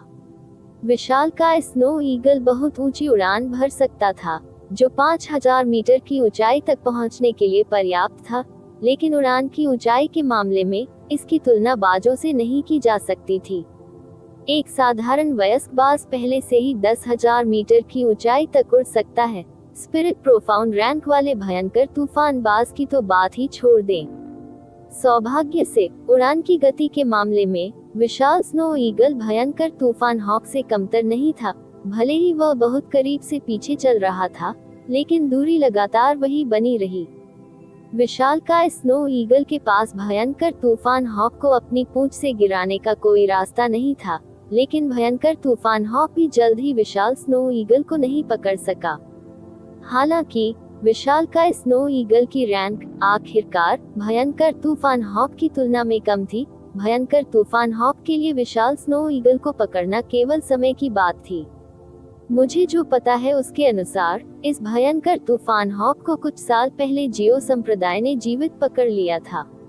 ऐसा लगता है कि इसे अभी तक पूरी तरह से वश में नहीं किया गया है और यह कोई अनुबंधित गहरा जानवर भी नहीं है, और अगर इसे छोड़ दिया गया तो इसके भागने का जोखिम है। इसलिए जब तक ये कोई अनिवार्य मामला न हो, वे इस भयंकर तूफान हॉक को जारी नहीं करेंगे। जूनियर भाई यू, आपने वास्तव में जियो संप्रदाय के साथ क्या किया? लेंजुएरो ने विशाल का स्नो ईगल के पंख को कसकर पकड़ते हुए घबराते हुए पूछा। हवा की आवाज गड़गड़ाहट की तरह गरज रही थी। लेंजुएरो के सवाल का सामना करते हुए यूचे थोड़ा झिझके और सच्चाई से जवाब दिया, ये ठीक है अगर आप उस पर विश्वास नहीं करना चुनते हैं जो मैं कहने जा रहा हूँ। मैंने जियो लुओचेंग को पूरी तरह से अपंग कर दिया और उनसे 6 लाख बैंगनी गहरे सिक्के खो दिए शून्य के लिए। यूचे थोड़ा रुके, लेकिन फिर भी शब्दों का ऐसा तरीका चुना जिसे दूसरों के लिए समझना आसान हो। मैंने उनके संप्रदाय के खजाने को भी पूरी तरह से नष्ट कर दिया। आह! लेंजुएरो ने अपनी सुंदर आंखें गोल आकार में खोली। जब वह स्तब्ध होकर उसे देख रही थी तो उसके होंठ खुले हुए थे, मानो वह किसी राक्षसी चीज को देख रही हो। मैं अपनी शक्ति की कसम खाता हूँ कि ये सब सच है, यूचे ने बेबसी से कहा। उद्धरण चिन्ह ... उद्धरण चिन्ह। लेंजुएरो बहुत देर तक अवाक रही। उसे यूचे की बातों पर कोई संदेह नहीं था। उसे यकीन था कि यूचे के स्वभाव के बारे में उसके दृष्टिकोण के आधार पर वह मूल रूप से इस तरह की स्थिति में उसे बेवकूफ बनाने के लिए ऐसे हास्यास्पद शब्दों का इस्तेमाल नहीं करेगा। फिर भी ये ठीक इसलिए था क्योंकि उसे यूचे के शब्दों पर संदेह नहीं था कि वह बेहद थी। उसके दिल में सदमा और डर लग रहा था। जिस बात ने उसे चौंका दिया वह ये थी कि यूचे जो नेसेंट प्रोफाउंड दायरे के पहले स्तर का एक युवा था, वास्तव में अकेले ही न्यू मून शहर के सबसे बड़े संप्रदाय में ऐसी आपदा लाने में सक्षम था। ये बिल्कुल अकल्पनीय चीज थी। किस चीज ने उसे डरा दिया? क्या वह अपन जियो लुओचेंग था और 6 लाख बैंगनी गहरे सिक्कों को खोना पहले से ही एक गहरी नफरत का कारण बन सकता था, लेकिन संप्रदाय के खजाने को नष्ट करना, ये सिर्फ गहरी नफरत से कहीं अधिक होगा। इस प्रकार की घृणा सैकड़ों पीढ़ियों और हजारों शरद ऋतुओं तक बनी रहने के लिए पर्याप्त थी। यदि जियो संप्रदाय का शाखा संप्रदाय किसी भी कीमत पर यूचे की लाश को हजारों टुकड़ों में नहीं काटना चाहता, तो भी वह इसे अजीब मानती। यह कोई आश्चर्य की बात नहीं थी। उसका पीछा करने के लिए जियो संप्रदाय ने भयंकर तूफान हॉक भी जारी किया था। लेन ज़ुइरुओ मूल रूप से इस बात पर विचार कर रही थी कि क्या उसे इस व्यर्थ पलायन को रोकना चाहिए और अपनी पहचान प्रकट करनी चाहिए, जो यूचे की सुरक्षा को आश्वस्त करने के लिए पर्याप्त होगी। लेकिन यूचे की बातें सुनने के बाद उसने इस विचार को पूरी तरह से त्याग दिया। यूचे ने जो किया था उसके आधार पर अगर वह जियो संप्रदाय के हाथों में पड़ जाता तो खुद को तो छोड़ ही देता, वह उसे बचाने में सक्षम नहीं होती, भले ही वह अपने पिता का इस्तेमाल करती। लेन ज़ुइरुओ की प्रतिक्रिया को देखते हुए यूचे ने कुछ हद तक अपराधबोध से कहा, वरिष्ठ बहन ज़ुइरुओ, क्षमा करें, मैंने आप पर बोझ डाला है। लेन ज़ुइरुओ ने हल्के से अपना सिर हिलाया, यह मेरी अपनी पसंद है, ऐसा कुछ भी नहीं है जिसे बोझ माना जा सके। वह धीरे से मुस्कुराए और उसे सांत्वना दी, इसके अलावा वरिष्ठ बहन एक प्यारे जूनियर भाई की रक्षा कर रही है, ये कहने की बात नहीं है। ये कहना जल्दबाजी होगी कि आप मुझ पर बोझ डाल रहे हैं, क्योंकि यह अभी भी निश्चित नहीं है कि हम बच नहीं सकते। शायद कुछ समय बाद वे हमारा पीछा करना बंद कर देंगे, या शायद वह भयंकर तूफान हॉक अचानक अवज्ञाकारी हो जाएगा और कहीं और एक अलग दिशा में उड़ जाएगा। ये सब संभव है। छोटी बर्फ, थोड़ा तेज उड़ो। लेन ज़ुइरुओ के शब्दों को सुनते समय यूचे की अभिव्यक्ति में कुछ जटिलता झलक उठी। जैसे ही लेन ज़ुइरुओ ने ये शब्द बोले, उसे उसकी आंखों की गहराई से अफसोस, धोखे और अशुद्धता का जरा भी संकेत नहीं मिला। उसे दूसरे लोगों का कर्जदार होना पसंद नहीं था, लेकिन इस बार वह निस्संदेह उसका कर्जदार था। वह उसके जीवन का ऋणी था, या शायद किसी प्रकार की भावना का।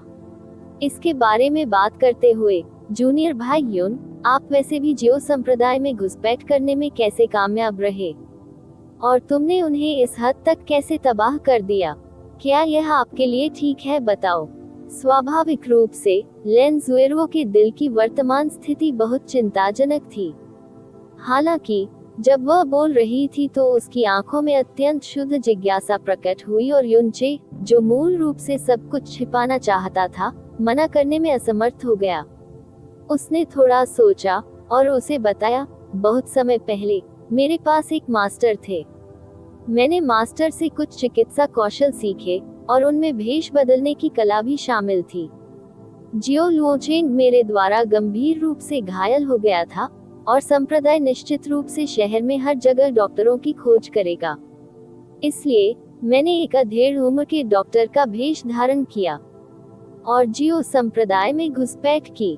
यूचे अपने भाषण में स्वाभाविक रूप से बहुत वाक्पटु थे और जियो संप्रदाय में इन कुछ दिनों के दौरान लेन ज़ुइरुओ को जो कुछ हुआ था उसे स्पष्ट रूप से सुनाया। बेशक उन्होंने सम्राट प्रोफाउंड ड्रैगन कोर जैसे मामलों का उल्लेख नहीं किया कि वह दूसरों को इसकी जानकारी नहीं दे सका। संपूर्ण वर्णनात्मक प्रक्रिया निस्संदेह शानदार थी। इसके कारण लेन ज़ुइरुओ को कभी कभी अपने गुलाबी होंठ चौड़े करने पड़ते थे, कभी कभी अपना मुंह ढंककर हंसना पड़ता था और कभी कभी उसके चेहरे पर हैरानी का भाव आ जाता था। विशेष रूप से जब उसने सुना कि उसे एक बेजोड़ डॉक्टर समझ लिया गया था, जैसे साथ ही जियो लुओचेंग ने उन्हें अपने गॉडफादर के रूप में प्रणाम किया। वह तुरंत अपने पेट को पकड़कर इतनी हंसी कि उसकी आंखों के कोने से आंसू निकल पड़े।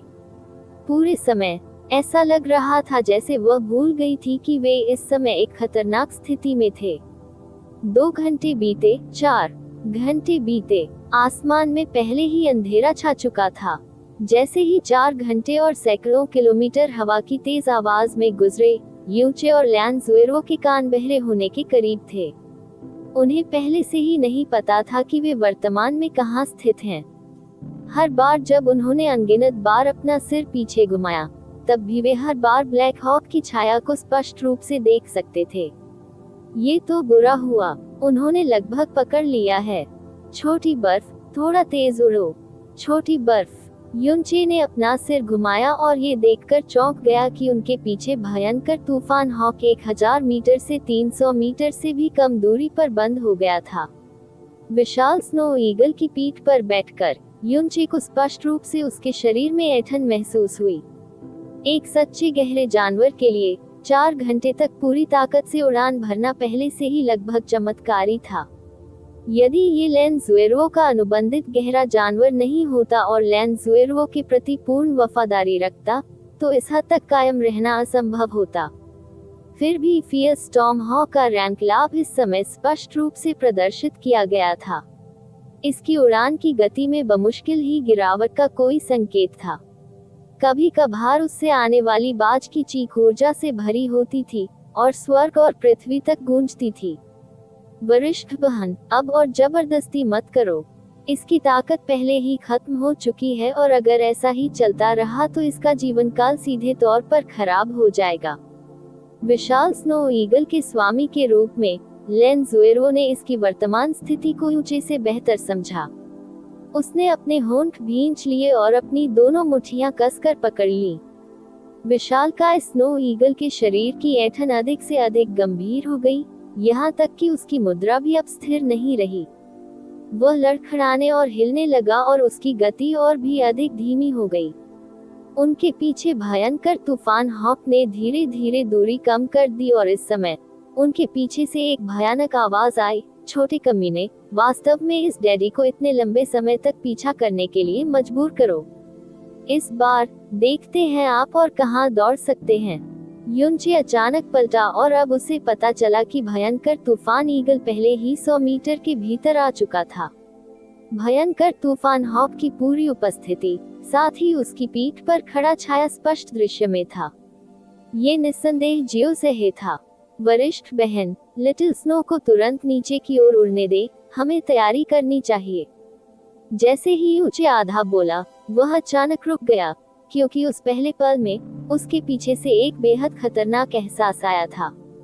उसने अपना सिर लगभग बिजली की तरह घुमाया और एक नजर में जियोसेहे द्वारा रखे गए अजीब आकार के हथियार को देखा, जो भयंकर तूफान हॉक की पीठ के ऊपर खड़ा था। वह है जहर आग रॉड। जियोसेहे के पास वास्तव में एक जहरीली आग वाली छड़ी थी। इससे पहले कि वह प्रतिक्रिया कर पाता, उसने पहले से ही देखा कि अचानक पॉइजन फायर रॉड से आग की एक झलक निकली। तुरंत घातक खतरनाक आभा की एक रेखा ध्वनि से भी तेज गति से उनकी ओर उड़ गई।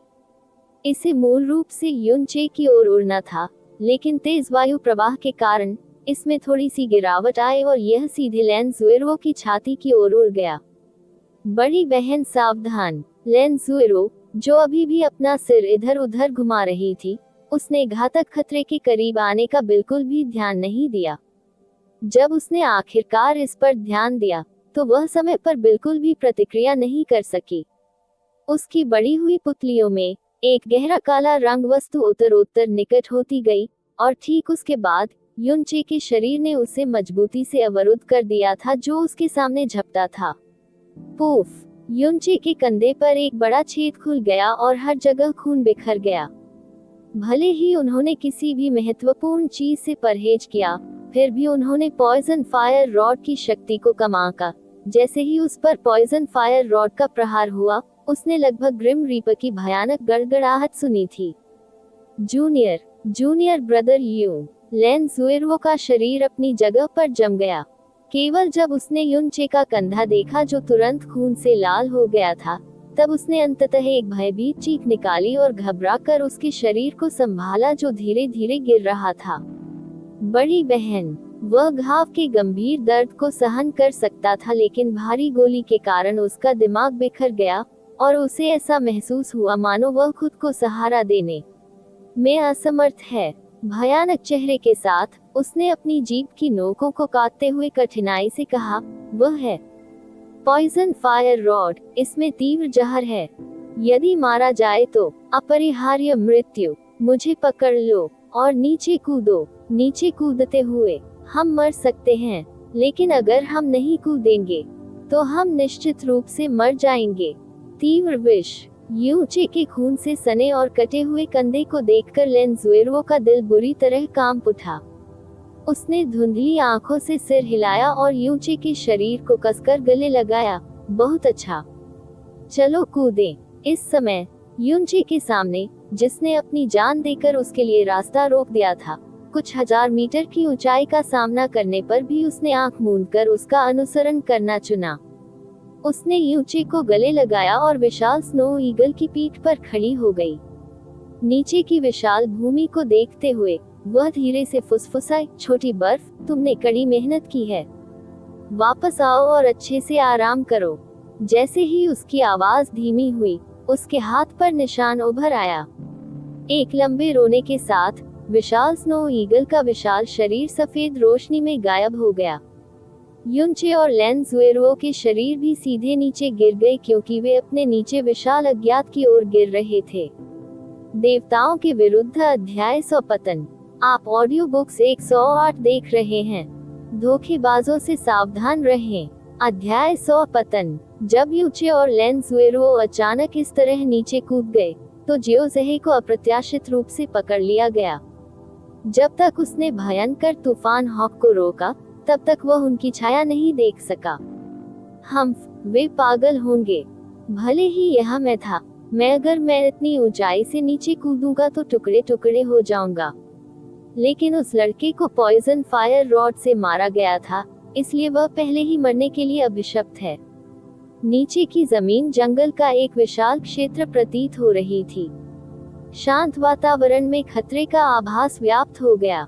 उन्हें यकीन था कि नीचे कूदने वाले 2 लोग मरने के लिए अभिशप्त थे। हालांकि यूचे ने अपने संप्रदाय के खजाने से सब कुछ ले लिया ताकि उसके पास उन सभी चुराई गई वस्तुओं को रखने के लिए पर्याप्त स्थानिक क्षमता वाली एक वस्तु हो। यूचे का जीवन या मृत्यु कोई मायने नहीं रखता था।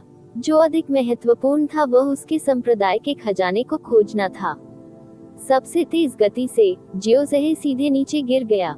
जैसे ही वह गिरा, उस पर एक जंगली सच्चे गहरे जानवर का हिंसक हमला हो गया। उसने तेजी से उसे खत्म करने के लिए अपनी हथेली को मारा, लेकिन उसे उम्मीद नहीं थी कि उसका हमला गलती से एक सींग के घोंसले में छेद कर देगा। ट्रू प्रोफाउंड बीस्ट्स का एक बड़ा समूह चारों ओर से दहाड़ने लगा, जिससे उसके पास डर के मारे जल्दी से भागने के अलावा कोई विकल्प नहीं था। जंगल सैकड़ों मील तक फैला हुआ था।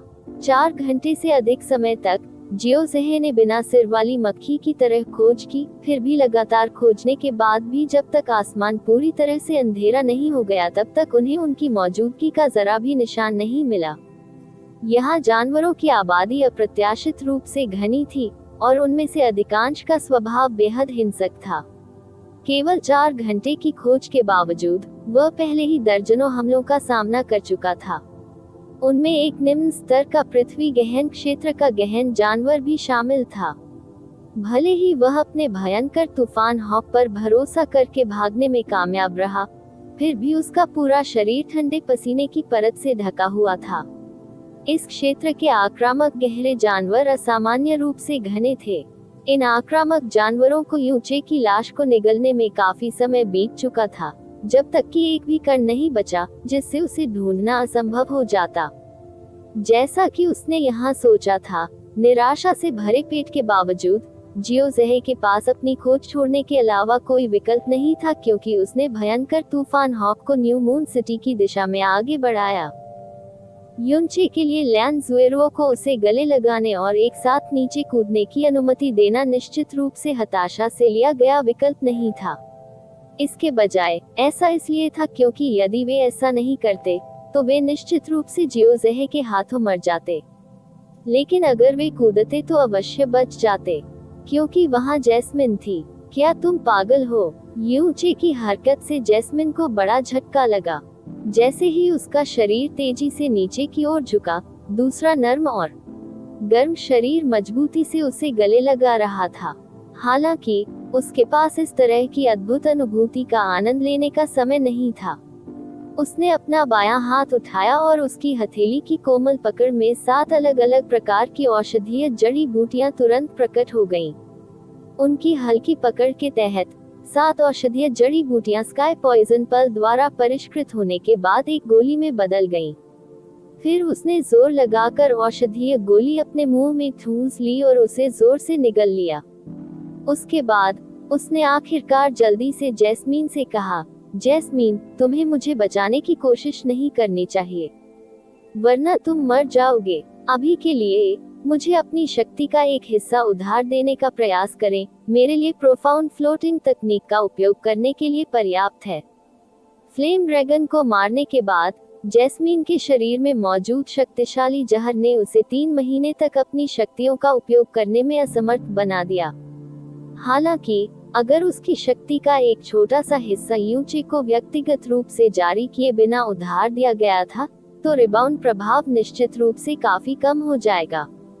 तथापि गहन फ्लोटिंग तकनीक, क्या आप नहीं जानते कि प्रोफाउंड फ्लोटिंग तकनीक का उपयोग करने के लिए आपकी ताकत कम से कम स्काई प्रोफाउंड दायरे में होनी चाहिए।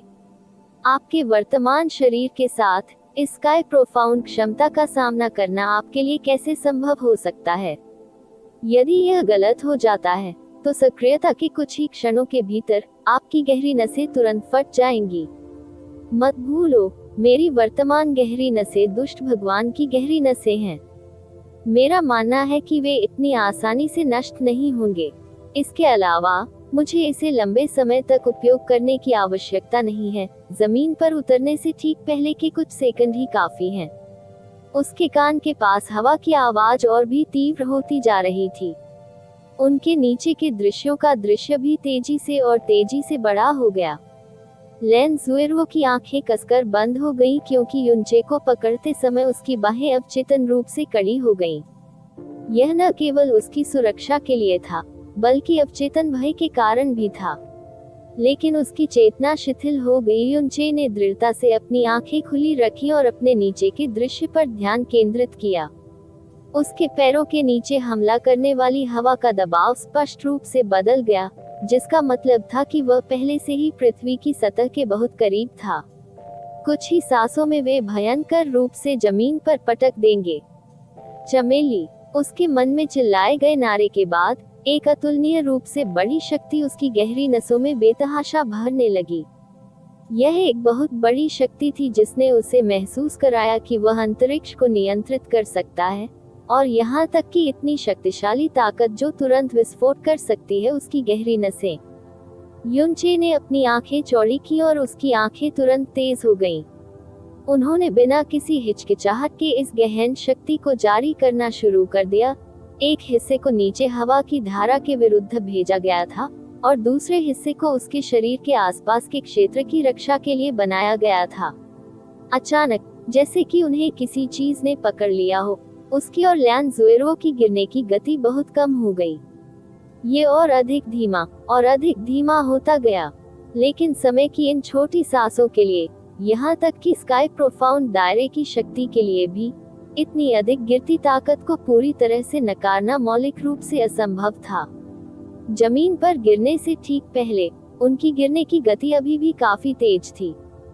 यूचे ने बिना किसी हिचकिचाहट के लेंजुएरो की बाह पकड़ ली और उसके कोमल शरीर को जबरदस्ती ऊपर की ओर धकेल दिया। लेंजुएरो ने तुरंत अपनी आंखें खोली और युनचे के होठों के कोने पर हल्की सी मुस्कान देखी। हालांकि वह मुस्कान धीरे धीरे उसकी आंखों के सामने दूर हो गई। उस पल उसे ऐसा महसूस हुआ जैसे उसके दिल पर किसी ऐसी चीज का गंभीर प्रभाव पड़ा जो गर्म लेकिन कड़वी थी। उसने अपने होंठ खोले, लेकिन आवाज निकालने के लिए पहले ही बहुत देर हो चुकी थी। टकराना। यूचे का शरीर अंततः जमीन पर पहुंच गया। उस पर जोर से प्रहार करने के बाद कठोर जमीन तुरंत कई टुकड़ों में टूट गई। उसके पास दर्द महसूस करने का समय भी नहीं था, इससे पहले कि उसकी चेतना तुरंत अंधेरी हो जाती। जूनियर ब्रदर यूचे के गिरने के बाद पूरे 4 सांसों के बाद ही लेंजुएरो अंततः जमीन पर पहुंची। जब उसने लैन ज़ुएरो को धक्का दिया तो बल बहुत नरम था लेकिन अप्रत्याशित रूप से लंबा था। ये हवा के एक हल्के लेकिन अनूठे झोंके की तरह था जिसने धीरे धीरे उसके उतरने को धीमा कर दिया। इस हद तक कोमल की जमीन से लगभग 10 मीटर ऊपर वह वास्तव में हवा में लटक गई थी। जब वह गिरी तो ऐसा लगा मानो 10 मीटर की ऊंचाई से गिर रही हो। उस ऊंचाई पर उसके लिए कोई भी क्षति उठाना मौलिक रूप से असंभव था। लैन ज़ुएरो बहुत आसानी से अपने पैरों पर खड़ी हो गई और फिर युनचे की ओर ऐसे दौड़ी जैसे वह पागल हो गई हो। उसके नीचे भयानक विशाल गड्ढा और जमीन पर 10 मीटर से अधिक दूर तक फैली दरारें देखने के बाद उसके आंसू छलक पड़े। जूनियर भाई Yu, junior brother Yu, junior brother Yu. लैन ज़ुएरो युनचे के शरीर के पास घुटनों के बल बैठ गया और शोकपूर्वक उसे पुकारा। वह जिसने 10 वर्षों से अधिक समय से एक भी आंसू नहीं बहाया था, अब पूरी तरह से रो रही थी। उसके आंसू बाढ़ की लहर की तरह बह निकले और तेजी से उसके पूरे चेहरे पर छा गए। हालांकि उसने जबरदस्ती अपने होठों को ढांक लिया था, फिर भी वह अपने रोने की आवाज को चाहे कुछ भी हो दबाने में असमर्थ थी।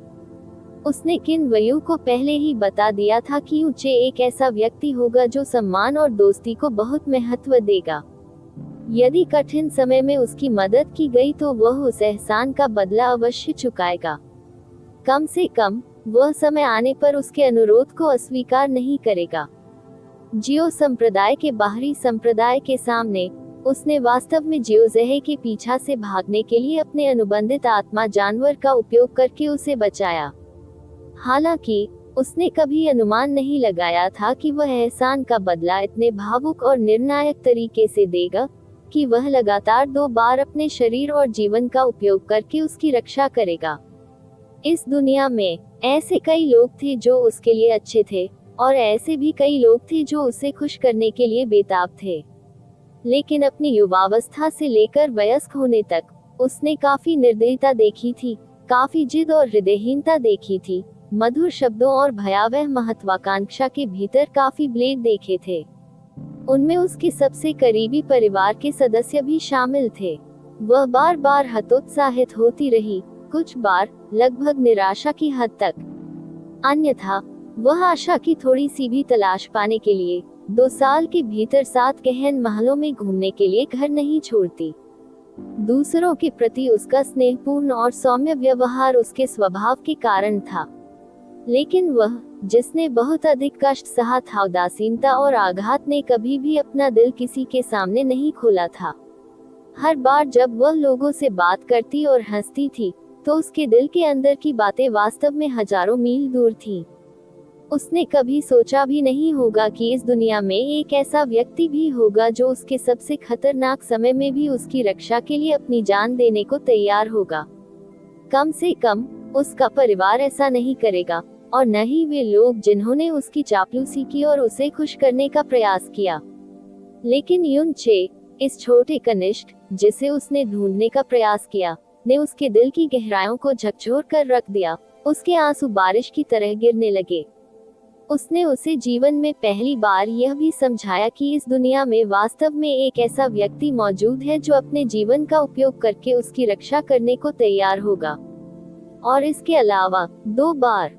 हालांकि शायद उसे यह बात बहुत देर से समझ में आई, क्योंकि ठीक उसी क्षण उसे यह समझ आ गया कि ये व्यक्ति संभवतः फिर कभी नहीं जाग सकेगा।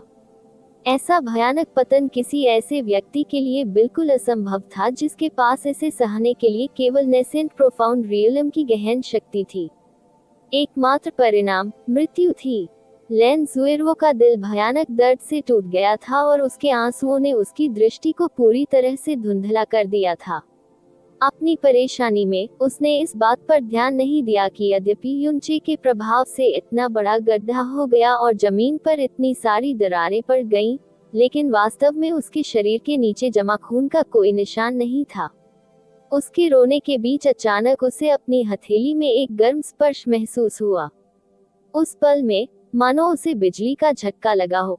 उसका पूरा शरीर कांप उठा और उसने अचानक अपनी खूबसूरत आंखें चौड़ी कर ली।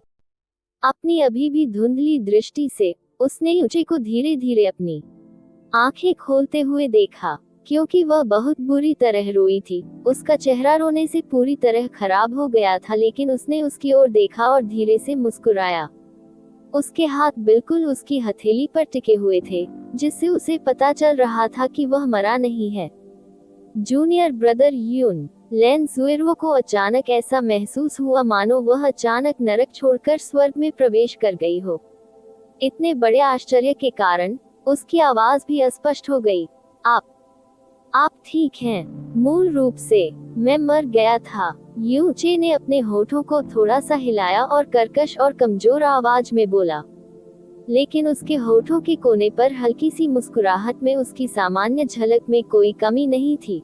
लेकिन यम ने मुझे बताया कि एक सुंदर और दयालु लड़की थी जो मेरी मौत के कारण इतनी बुरी तरह रो रही थी कि वह भी उसे देख नहीं पा रहा था। अब तो उसने मुझे वापस भेज दिया। उदासी और आश्चर्य के मोड़ पर लेन जुएर्वो को समझ नहीं आ रहा था कि उसे रोना चाहिए या मुस्कुराना चाहिए। कुछ हद तक शर्मिंदा होकर उसने अपने चेहरे पर आंसू पोंछे और तिरस्कारपूर्ण अभिव्यक्ति बनाने की बहुत कोशिश की। हालांकि ये निंदनीय अभिव्यक्ति बारिश के बाद नाशपाती के फूल की तरह थी और अवर्णनीय रूप से मार्मिक थी। आप पहले से ही इस स्थिति में हैं, फिर भी आप बेशर्मी से बोलना नहीं भूलते। भविष्य में तुम्हारा यह मुंह कितनी लड़कियों का हित करेगा, कौन जानता है।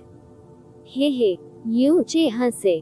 जैसे ही उसने हंसा, उसके घावों पर असर हुआ और दर्द के कारण उसकी भौहें सिकुड़ गईं। तो फिर क्या ये संभव है? वरिष्ठ बहन को नुकसान पहुंचाना। पहले दिन से उनकी मुलाकात से लेकर अब तक लेन जुएर्वो और यू चे के बीच ज्यादा बातचीत नहीं हुई। इसके अलावा उनकी बातचीत के एक बड़े हिस्से में थोड़े चिढ़ाने वाले चुटकुले शामिल थे। वह पहले से ही उसके मुंह से ऐसे शब्द सुनने की आदी थी और वह सोचती थी कि वे या तो मजेदार थे या दिलचस्प। लेकिन इस बार उसे अचानक एक अस्पष्ट और अवर्णनीय धड़कन महसूस हुई जो उसके दिल की गहराइयों से कहीं से आई थी। उसने अपने होंठ हिलाए और बस बोलने ही वाली थी, लेकिन पता चला कि यू चे ने पहले ही अपनी आंखें बंद कर ली थी और होश खो बैठा था। इस तरह के और अपडेट के लिए कृपया हमारे चैनल ऑडियो बुक्स 108 को सब्सक्राइब करें और नोटिफिकेशन सक्षम करें। धन्यवाद।